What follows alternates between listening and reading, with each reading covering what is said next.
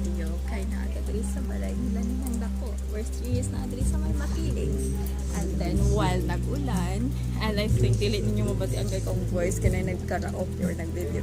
So I-voice over lang kanay. But then, I just wanted to show you how beautiful their place is. Diba? Oh my gosh! Sumunod area din sa kilid pa lang siya ha, lain pa gid ang sa tubangan. So ang sa tubangan, half or 1/4 of it lang ako ipakita here. So, para dira nga area. Wala pa rin siya ka 1/4 actually. Mga 1/8 lang. So, diba? Nako kayo siya. And then, hindi ko kapag gusto maglibot guys for now. Kaya as you can see, asa na to? Naadang tubig.